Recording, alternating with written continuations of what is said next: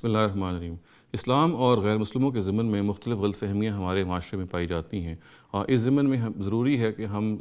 Sources میں یعنی اسلام کے جو اوریجنل ٹیکسٹ ہیں انہیں مطالعہ کریں اور یہ دیکھیں کہ اسلام غیر مسلموں کے حوالے سے کیا تفصیلات ہے جو بیان کرتا ہے۔ ان مختلف غلط فہمیوں میں سے ایک غلط فہمی یہ بھی ہے کہ یہ کہا جاتا ہے کہ ہمیں غیر مسلموں کو پر لعن طعن کرنی چاہیے، ان کو کرس کرنا چاہیے، اور خاص طور سے اگر ان کی طرف سے کوئی اگریشن ہو، کوئی اگریسو اقدام ہو، پھر تو ہمیں لازماً ان پہ لعنت بھیجنی چاہیے۔ اور پھر اس ضمن میں نبی صلی اللہ علیہ وسلم کے ایک اپنے عمل سے دلیل لائی جاتی ہے، اور یہ کہا جاتا ہے کہ چونکہ نبی صلی اللہ علیہ وسلم نے اپنے زمانے میں قنوت نازلہ پڑھی جس کے الفاظ بہت سخت ہیں۔ مثال کے طور پر اس میں کہا گیا ہے کہ اللہم حرک بیوتہم، کہ اے خداون ان لوگوں کے گھروں کو جلا دے، یا اللہم دمر دیارہم، کہ اے خداون ان لوگوں کی جو بستیاں ہیں ان کو ملیہ میٹ کر دے، ان کو صفایا کر دے۔ تو اس طرح کے الفاظ چونکہ نبی صلی اللہ علیہ وسلم نے بھی پڑھے، تو چنانچہ ہم لوگوں کو بھی اب جب بھی کوئی اس طرح کا معاملہ ہو تو پڑھنی چاہیے۔ تو یہ بات جیسے میں بہت دفعہ اور بھی عرض کر چکا ہوں، جان لینی چاہیے کہ نبی صلی اللہ علیہ وسلم نے بھی اگر یہ الفاظ کہے تو اس وقت کہے کہ جب ان کے سامنے جو ان کے مخاطبین تھے ان کا کفر بالکل نمایاں ہو گیا ہوا تھا، اور وہ کافر کہلانے کے مستحق تھے۔ اور کافر کے بارے میں یہ میں وضاحت کر چکا ہوں کہ اس کو کہا جاتا ہے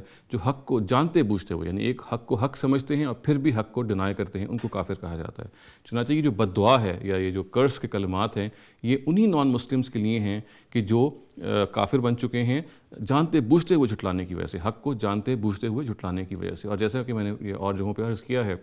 کہ یہ جو حق کو جانتے بوجھتے جھٹلانا ہے، یہ معاملہ بھی دل کا ہے، یعنی آپ کسی کے بارے میں خود اسیسمنٹ نہیں دے سکتے۔ چنانچہ نبی صلی اللہ علیہ وسلم کے اپنے دور میں بھی اللہ تعالیٰ ہی نے بتایا تھا پیغمبر صلی اللہ علیہ وسلم کو کہ کون وہ لوگ ہیں جو ان کے مخاطبین میں سے کفار بن چکے ہیں اور اس طرح کی لعنت کے سزاوار ٹھہرے ہیں۔ آج اور ظاہر ہے کہ نبی صلی اللہ علیہ وسلم کے رخصت ہونے کے بعد ہی جب وحی کا دروازہ بند ہو گیا تھا، ہمارے پاس اس کا کوئی ذریعہ نہیں ہے کہ ہم تعین کر سکیں کہ ہمارے سامنے جو اس وقت نان مسلمز ہیں وہ کافر ہیں یا نہیں ہیں، انہوں نے حق کو جانتے پوچھتے ہوئے اس کا انکار کیا یا نہیں کیا۔ چنانچہ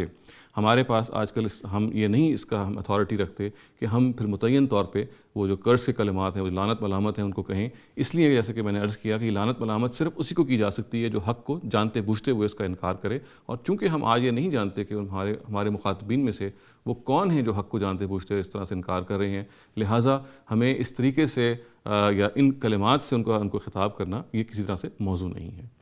اقول قولی ھذا واستغفر اللہ لی ولکم ولسائر المسلمین والمسلمات۔